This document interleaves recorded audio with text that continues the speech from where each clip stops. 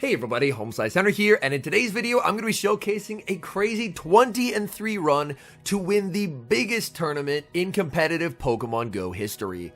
This past weekend, the 2024 European International Championships were held in London, England. With 320 competitors, this was shaping up to be the most stacked tournament of all time. And Emmy Weedle was able to win the entire thing, not losing a single best of 3 or best of 5 series, and only losing 3 games throughout the entire weekend.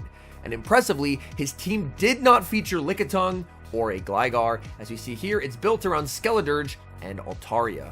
We're going to take a look at some featured matchups throughout his run, the first of which, winners round 1 versus Ventusky.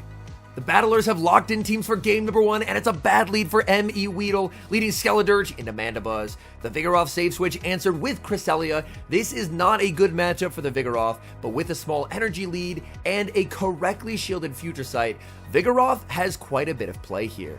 Ventusky not gonna bait, going straight for the Future Sight. The last second shield proves to be a good one, as with that shielded Future Sight, Vigoroth can now make a play for switch advantage, and M.E. Weedle would love to free that Skeledirge from going up against the Mandibuzz. Future Sight number 2 will be no shielded, as it's not going to be enough to knock out. M.E. Weedle going to be able to double up on body slams. Ventusky can't shield unless he wants to double shield, so he's gonna let it go. The body slam plus 1 counter connects, and M.E. Weedle wins switch, but that actually is not going to help him. He doesn't know it yet, but there's a Shadow Shiny Gligar in the back, which also does well into the Skeledirge. Ventusky making the read that M.E. Weedle would be bringing the Skeledirge, and that read pays dividends. M.E. Weedle, aggressive switch into the Skeledirge, as even though Skeledirge doesn't have winning matchups here, its energy is still very valuable, building up to the back-to-back Disarming Voices winning charge attack priority over Ventusky. So Ventusky is going to be able to deny the second charge attack, but M.E. Weedle was able to get shields down, and that sets up his Altaria to potentially Moonblast the Mandibuzz in the endgame. In comes the Altaria. Altaria is going to be hit with the Aerial Ace to get some damage, and then Ventusky will be able to switch into the Mandibuzz. In comes the Mandibuzz. This Altaria has already taken some damage, but not enough to where a Dark Pulse will threaten a knockout. Dark Pulse, Altaria able to hang on and go for the Moonblast. M.E. Weedle's clock is up. He saved a little bit of energy on the Vigoroth. In comes the Vigoroth, and Vigoroth wins charge attack priority. Getting this move is massive. It leaves the Mandibuzz in farm down range. Ventusky is stuck throwing the Aerial Ace. It knocks out the Vigoroth, but in comes Altaria, farming down the Mandibuzz and farming down the Gligar, and that's a game 1 win for M.E. Weedle. Great lead in game number 2 as Skeledirge finds its target as it leads into Cresselia. Opponent save switches into the Shadow Gligar. He's gonna bank 60 energy on that Skeledirge and send in Altaria. Altaria will be able to absorb multiple Aerial Aces from the Gligar. Gligar looks like will be able to make a third Aerial Ace, however, and this could potentially threaten a knockout. And it is the charge attack priority there, which is a bit unfortunate as that is going to knock out the Altaria. But in comes the Skeledirge. Skeledirge gets the farm down, and with 100 energy, what wants to see this Skeledirge? In comes the Mandibuzz, but these Disarming Voices are going to add up. Going for Disarming Voice number 2, Ventusky forced to commit a shield, and now he can send in Vigoroth. Vigoroth will be hit with the Dark Pulse. Ventusky trying to put it into a range where a Future Sight from the Cresselia can knock out. In comes the Cresselia. The switch timers are misaligned, and M.E. Weedle does have a pretty sizable energy head start. Vigoroth going to spam out Body Slam after Body Slam, continuing to apply pressure onto this Cresselia. Cresselia, again, with the no shield, looking to farm up, this time going for a Grass Knot, but a Grass Knot gets no shielded. This will not KO. M.E. Weedle going to be able to make another Body Slam and continue to apply pressure to the Cresselia. Switch clock will be up soon. In comes the Skeledirge. Ventusky is going to fire off this Future Sight, but the shield by M.E. Weedle means there's not really a good way to get rid of this Skeledirge now. In comes the Mandibuzz, but it's down energy. The Skeledirge continuing to farm, and oh my goodness, this Mandibuzz is supposed to be a Skeledirge counter, but Skeledirge is flipping the script, making it to another Disarming Voice that is going to KO the Mandibuzz, and M.E. Weedle takes the 2-0 series victory.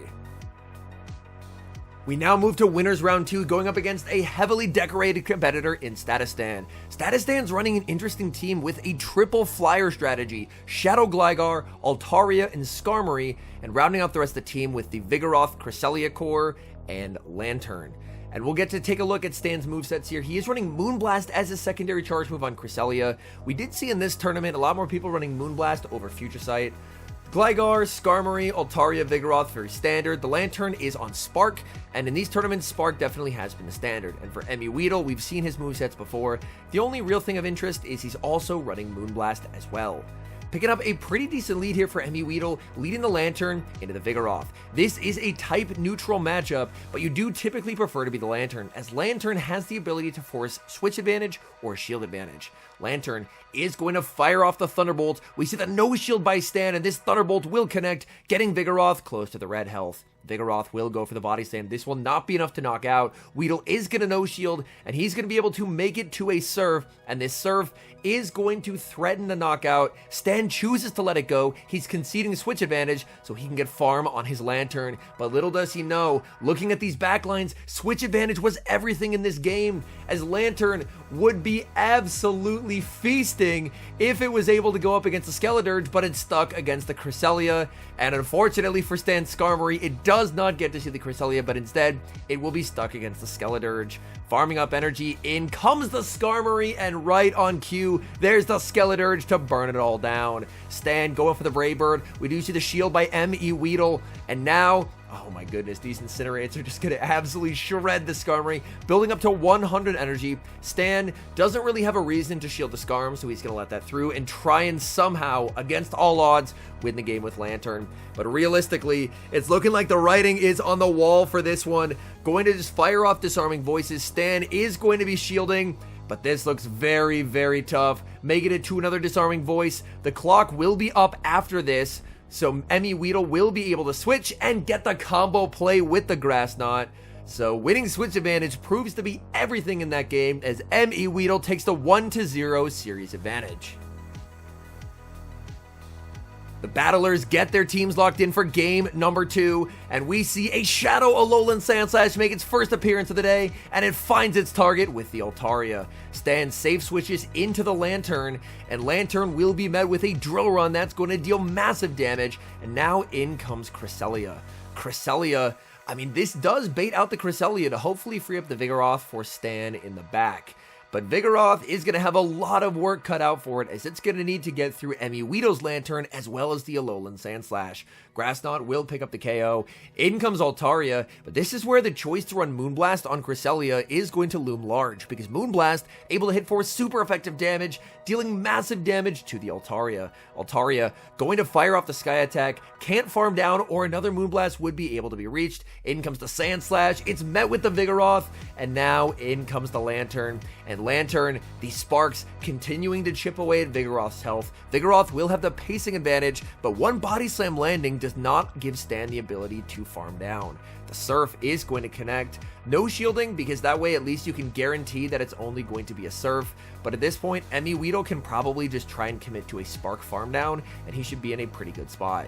Another Body Slam. We will see the shield by Weedle. The Vigoroth just running out of HP at this point in the match, committing to the farm down and gets the farm down, exiting with so much energy. Stan has 2 shields, but he just doesn't have a way forward in this match. The Surf is going to connect. In comes the Alolan Sandslash. It farms down Altaria, and that's another 2-0 victory. The battles are not getting any easier, as in winners round 3, Weedle is going up against Lurgan Rocket, another highly decorated competitor, and Lurgan does have an Annihilate, and Annihilate's energy could be problematic for Weedle's team. Looks like the battlers do have lock-ins for their first matchup here, and it's a Lantern lead into Cresselia. Tough lead for Weedle. He's going to save switch into his own Cresselia, and Lurgan is going to respond with the Lickitung. This matchup is heavily dependent on the IVs of the Cresselia. If you have an extremely high rank Cresselia, you may potentially be able to force a shield or switch advantage in this matchup. Lickitung will spam out the Body Slams, the Licks hitting for super effective damage, and the Body Slams adding up as well, whereas Weedle has to hope that this Cresselia will be able to withstand the onslaught and and make it to another Moonblast. Another Body Slam fired by Lurgan. This will be getting Cresselia into the red health. Can Cresselia survive one more? It comes down to this. How bulky is that Cresselia? The Body Slam does not KO, and he gets the Moonblast. This Moonblast isn't going to be enough to knock out the Lickitung. Lurgan doesn't want to risk it, so he commits the shield and takes switch advantage. And now M.E. Weedle sends in Skeledirge. What a play. He gets the farm down, and Skeledirge's energy is so good into Lurgan's team. We see there the look of surprise from M.E. Weedle as in comes the Cresselia. The Shadow Ball does massive damage, and since this is an open team sheet format, he knows this is only going to be a Moonblast.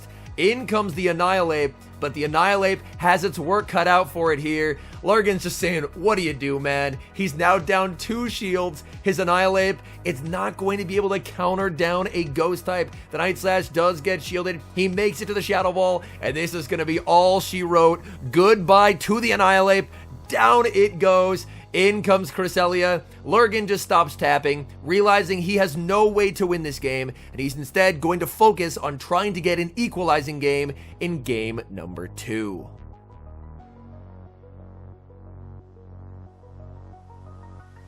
The battlers are locked in for game number 2. We see a very neutral lead, Cresselia versus the Shadow Gligar.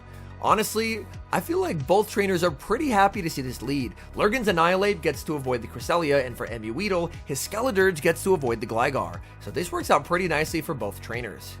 Now, alignment could potentially be important here, as realistically, you do not want the Annihilate to get aligned onto the Skeledirge.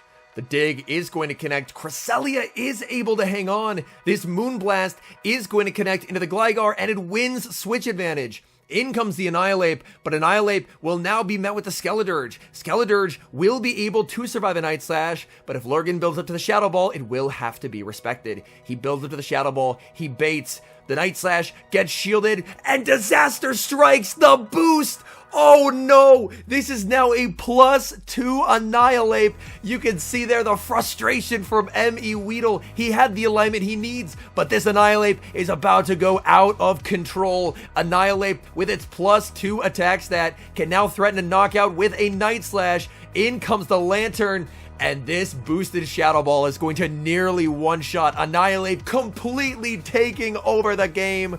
Lantern makes it to a Thunderbolt, trying to make it as close as it possibly can. Thunderbolt connects into the Lickitung. Lickitung gets the farm down. In comes the Skeledirge. Skeledirge needing to incinerate into a range where a Disarming Voice will KO, but unable to get there. Power Whip knocks out the Skeledirge, and with the Night Slash boost, Lurgan gets the equalizer. Game number 3, amazing lead for M.E. Weedle as Lurgan ran a line that is ABA weak to Cresselia. Both his Dugong and his Annihilate lose, so he's almost forced to stay in this matchup to start with. He's going to shield, go for the Icy Wind. M.E. Weedle not going to respect the Icy Wind damage. He's just going to continue to farm and go for another Grass Knot. This Grass Knot will be no-shielded. Lurgan already shielded once. He's now going to send in the Gligar. Gligar answered by the Lantern. One dig does not knock out here. You can choose to shield if you'd like, but one dig, as we see the no-shield, will not be able to knock out. It does allow the Gligar to wing attack it into a range where an Aerial Ace will knock out, so if you no-shield the dig, odds are you're probably comfortable with just letting it go from there. The Surf is thrown on charge attack priority. He is just going to let this go. He's saying, you know what? I'm fully sacrificing the Lantern because you know whose energy is really scary? Again, the Skeledirge. He's not caring about switch advantage as much as if he can just get energy on the Skeledirge. In comes the Dugong. Dugong baits with the Icy Wind and gets the shield. So now the Skeledirge is going to be debuffed. Going for the Shadow Ball. This is a debuff Shadow Ball. Lurgan lets it go. The Shadow Ball does not KO. In comes the Annihilate, and Annihilate will be met with a debuff Disarming Voice. That's going to do a solid amount of damage. In comes the Cresselia, going for the Grass Knot. Lurgan will need a perfect overfarm. This Cresselia is not in Night Slash range. He will have to go for a Shadow Ball. Overfarming. Oh no, and he loses count. He loses count. He needed a Shadow Ball to KO. The Grass Knot knocks out Annihilate, and M.E. Weedle advances to Winners Finals. And now we move to top 3 in the tournament. This is the Winners Finals, M.E. Weedle versus Sandodu. Neither trainer has lost a single best of 3 series so far this tournament. This series, however, will be a best of 5. The stakes have never been higher. It started as 320 trainers. Now all that's left is 3.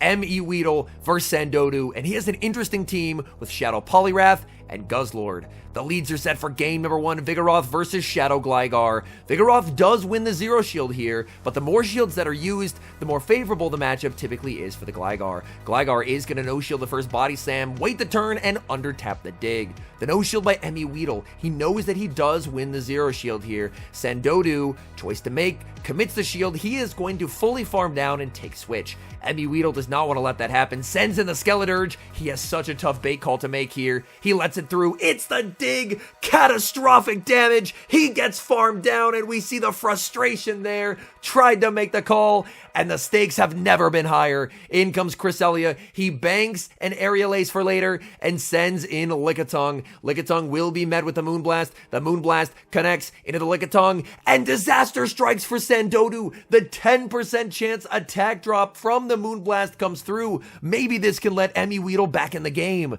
The Body Slam is going to connect. In comes the Vigoroth. Vigoroth unable to be farmed down. Sandodu forced to throw energy. M.E. Weedle commits the shield. He wants the Body Slam, but he cannot get there. So Sandodu forced to burn all of his energy, and M.E. Weedle needs a massive clutch from the Cresselia. The good news is, it is a Lantern in the back, but the bad news is, it's just not healthy enough, as he has a move stored on the Gligar, and this game is just over. The bait call there backfiring on M.E. Weedle, and that's so tough in these moments. Correctly calling an Aerial Ace bait could have flipped the game on its head, but Sandodu did not bait, and he takes game number 1. M.E. Weedle looking for the equalizer in game number 2 and picks up a very favorable lead. The Shadow Alolan Sandslash into the Lantern. Now, there is a Gligar in the back, so Sandodu can't really afford to switch out here. The Drill Run connects, dealing massive damage to the Lantern. A massive overfarm by the Lantern. Lantern will go for the harder hitting Thunderbolt. M.E. Weedle lets it go. The Thunderbolt connects, but it does not knock out. The Shadow Alolan Sandslash hangs on and wins switch advantage with an Ice Punch. Gligar gets energy, and now a choice to make, sending in the Cresselia. Sandodu has the Shadow Poliwrath in the back, but the Shadow Poliwrath has absolutely nowhere to run against the Cresselia plus Lantern backline. Cresselia will go for the Moonblast. Decision time for Sandodu. He lets the Moonblast connect. This allows Weedle to now start firing off Grass Knots. Goes for the Grass Knot. Perfect counting by Sandodu as he forces charge attack priority. The dig does not knock out this Cresselia, keeps surviving on 1 HP. He's able to force a shield. He can send in the Lantern. And now Sandodu with the shake of the head. He knows he's in trouble. He farms. He tries for the Surf Catch, but he is unsuccessful. And this means the equalizer for M.E. Weedle. We see the frustration there by Sandodu. There is so much at stake here. Down goes Poliwrath. Lantern farms down the Gligar. And we're tied up 1-1 in this best of 5 series. Moving into game 3 here, we do see a 1 lead for Sandodu. If this Alolan Sandslash was on Powder Snow, this would be a good matchup, but since it's Shadow Claw, this is a good matchup for the Lickitung. As of course, the Alolan Sandslash is unable to do any meaningful damage since the Shadow Claws are double resisted. The Lickitung is going to fire off the Body Slam here. Body Slam does less damage than a Power Whip, but it is slightly more energy efficient.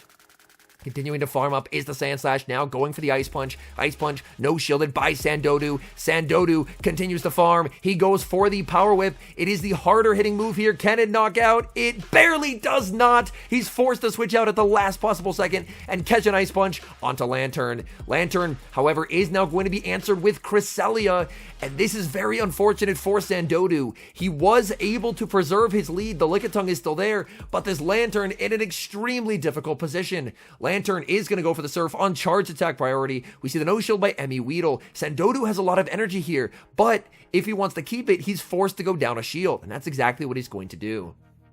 M.E. Weedle with the switch out into his own Lantern, just looking for energy. The Thunderbolt fired by Sandodu. M.E. Weedle lets it through. That's going to do some meaningful damage. In comes the Lickitung, and the perfect counting by Weedle, over farming as much as possible, going for the Surf, and we see the shield by Sandodu. Sandodu also with just flawless counting, going for the Body Slam just before the Surf is reached. Can Emmy Weedle get a farm down here? He cannot. The Body Slam is reached. Emmy Weedle with the double shield, wanting energy on the Lantern to try and sweep this endgame. Sandodu has a 1 HP Lantern and a full health Gligar, and this spells trouble because 2 Surfs will be able to knock out the Gligar. In comes the Gligar. Surf number 1 is going to connect. They both wait a turn. Oh my goodness, Sandodu gets the Surf. Will this KO? It does not. The Lantern gets the farm down, and that's going to be a Game 3 victory for Emmy Weedle. Sandodu with the catch attempt, but the patience by Emmy Weedle, and now we move to match point. Same leads as the first match, but we do see a change in backline here for Emmy Weedle. He is not bringing the Skeledirge like he did in game number 1. Instead, he's opting for Lantern. Vigoroth, as we've seen, does win the Zero Shield here. It can survive the dig. A choice to make for Emmy Weedle. He does continue to let this go and go for the Body Slam. Sandodu, same play pattern as game number 1. A shield and a farm down. Not going to let that happen. Sending in the Cresselia. Cresselia immediately answered with a dig. The dig does get no shielded by the Cresselia. In comes Lickitung. Lickitung is at a pretty significant health advantage here after that dig connects. Cresselia firing off Moonblast in this matchup. This will set up a mirror match of the Lanterns in the endgame. The perfect overfarm by Sandodu. Body Slam not going to be enough to knock out, but it will get that Cresselia low. Cresselia going for another Moonblast. An immediate no shield by Sandodu. The Moonblast will connect. The overfarm here cannot quite get the farm down. The bulk of this Cresselia is absurd. And now, in comes the Vigoroth. Vigoroth, you can't really lick down the Vigoroth. It's double resisted. He's forced to throw energy, and now this can set up the Lantern. In comes the Lantern. Sandodu mirrors, but he's going to be behind by a turn. Weedle throws as soon as he gets the Thunderbolt to deny the full sneak to Sandodu. Sandodu down shields, down energy, needing to make something happen, going for the Surf bait here. Emmy Weedle calls the bait. What a call. And that should just about be the nail in the coffin on this game. Now the Surf is going to be shielded up, as Sandodu does get a bait call correct, but at this point his Lantern is just too low. The Surf is going to pick up the knockout, and he just doesn't have basically any HP remaining on his Pokemon. Sends in the Lickitung. It makes it to a Body Slam, but the fist pump from Emmy Weedle, as he knows there's nothing stopping the Lantern, as there's 2 Surfs available. And Surf number 1 gets the shield. Surf number 2 is going to get the KO. And Emmy Weedle will face the winner of Sandodu vs. Dunebug in the losers finals. And Dunebug did emerge victorious. Dunebug, a 3-time regional champion. Emmy Weedle, a regional champion and a former world champion. So this is going to be a bout of titans here to determine the European International Championship for Pokemon Go, the largest competitive Pokemon Go tournament ever.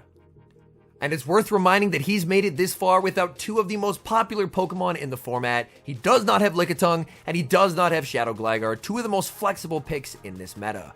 For Dunebug's team, Dunebug does have some pretty standard movesets as well, but he has Night Slash on the Annihilate. The stage is set, the battlers are ready. Game 1, Emmy Weedle versus Dunebug, and we see the Altaria for Emmy Weedle leading into the Lickitung for Dunebug. This is a win for Altaria in the Zero Shields. Altaria is able to absorb 2 Body Slams and the Lick damage, but the Dragon Breaths plus 2 Sky Attacks will be enough to knock out the Lickitung. So Emmy Weedle, if he wants to, will be able to control switch advantage in this game. Dunebug, with 2 water types in the back, desperately needs to bait out that Grass Knot Cresselia. The Body Slam is going to connect. The save switch into the Lantern. In comes Cresselia, and this is very good for Dunebug. He needed to bait this out to then free up his Shadow Whiscash to see that Lantern for Emmy Weedle in the endgame. So even though this is not a good matchup for the Lantern, things are looking a lot better for Dunebug now that Cresselia has been baited out. The Grass Knot is going to be no shielded by the Lantern. Lantern going for another Surf. Surfing instead of Thunderbolting here means that Emmy Weedle can overfarm less. He is going to farm up and throw just before the next Surf is reached. And this Grass Knot again will be no shielded, and down goes Lantern. The Lickitung, I don't think it's quite in Moonblast range yet. It's going to be close though. In comes the Lickitung, going for the Moonblast. Oh, this is going to be an IV check right here. Can Lickitung hang on? Lickitung barely hangs on, gets debuffed, but the switch into the Shadow Whiscash, able to outpace by one singular turn, and this Mud Bomb will pick up the KO. Emmy Weedle, that Altaria, it's so low. But here's the thing, Mudshot is only going to be doing 1 damage per Mudshot in this matchup, and Altaria has a massive HP pool. Altaria going to need to start shielding everything here, as he needs to get both shields and Dragon Breath it into a range where a Surf can KO. Double shielding Mud Bombs on the Altaria. Altaria barely hanging on, but making it to the Sky Attack and forcing the shield. This will now come down to a catch. In comes the Lantern. 1 Mud Bomb will not KO. Dunebug needs to catch the Surf onto the Lickitung. Lantern is 1 away. Dunebug is going to throw a Mud Shot. Wait the turn. The switch, but the patience by M.E. Weedle. He does not let the catch happen. The Surf KOs the Whiscash, and that's a Game 1 win for M.E. Weedle. Moving into Game 2, and what a lead. Altaria into the Shadow Whiscash. We see the save switch into the Shadow Gligar. Shadow Gligar is going to go for the Aerial Ace just before the Sky Attack is reached by the Altaria. Immediate no shield by M.E. Weedle. M.E. Weedle knows that he does have a secondary answer to that Whiscash. He has the Cresselia. He's going to send in the Cresselia here. He wants to preserve the Altaria, so that way he can make Whiscash's energy basically useless. Cresselia able to absorb that dig, no problem. Going to farm up, not taking any chances of a Grass not KOing. Going for the Moonblast. We see the shield by Dunebug. Dunebug selling out, trying to get switch advantage, no matter the cost. Will dig be enough to KO here? Emmy Weedle says no. The Cresselia hangs on, but an aggressive switch into the Skarmory, taking advantage of the desync timers. The Skarmory not going to be phased by that Moonblast, but bad news for the Skarmory as in comes Lantern, and the Skarmory has no way to switch out. Skarmory continuing to farm up massive amounts of energy, going for the Brave Bird, but this is going to be resisted. Brave Bird will not be enough to KO, not by a long shot. Dunebug makes Brave Bird number 2. Again, the no shield by M.E. Weedle. He knows he can survive this damage. There's so much energy on this Lantern. In comes the Shadow Whiscash. Shadow Whiscash will be hit with Surf number 1, immediately followed by Surf number 2. Is a Mud Shot down possible here for the Whiscash? No. Clocks up. In comes Altaria, met with the Gligar, but Altaria with 2 shields is just completely inevitable. We see the nods there from the competitors as they know this game has concluded. M.E. Weedle gets to double shield the Altaria, and there's just nothing that Whiscash can do in the back. He makes the Moonblast. Moonblast will be massive overkill, knocking out the Whiscash, and he says 1 more until he's champion. Game number 3, leading Lantern into Annihilate, a fairly neutral matchup across the board. This is a very bait-dependent matchup, builds up to the Thunderbolt, but the immediate no-shield by Dunebug. He's fine taking that damage, he continues to farm, he's going for the Shadow Ball. Tough call to make here, Weedle lets it go, the Shadow Ball connects, getting him very low. He waits the turn to make sure that Dunebug is not able to catch, but Dunebug is going to shield and counter down. In comes Altaria, going for the Shadow Ball, only making 1 move, so this is the play to go for. The Shadow Ball will get no shielded. He pivots! Oh, he sends in the Gligar. Altaria staying in, and by giving up switch advantage, if M.E. Weedle stays in here, he ends up with Vigoroth on the Lickitung in the endgame. Gligar overfarming as much as it possibly can. M.E. Weedle going to no shield. He's trusting in the Vigoroth to take this home. Because if you take a look at Dunebug's team, he's already seen the Gligar. He's already seen the Annihilate. He knows there has to be something weak to the Vigoroth in the back. And there it's revealed. It's the Lickitung. Lickitung, an absolute master when it comes to neutral matchups. But this is no neutral matchup. The Licks are double resisted. He has absolutely 0 fast attack pressure. This body slam confidently no shielded. Dunebug can maybe try for a catch. He tries for it. It is unsuccessful, and M.E. Weedle is going to take it. The 3-0 sweep over Dunebug. He's been a regional champion. He's been a world champion, and now he is the 2024 European International Champion. What an unbelievable run by M.E. Weedle.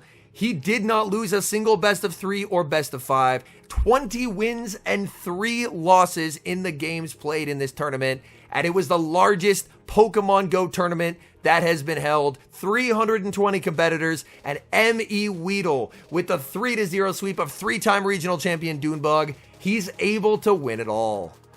Anyways, thank you guys so much for watching. If you're enjoying content like this, make sure to let me know down in the comment section. And a special thank you as always to our members here on YouTube. The support you guys provide is sincerely appreciated. So thank you guys oh so very much. And until next time, I've been HomeSliceHenry.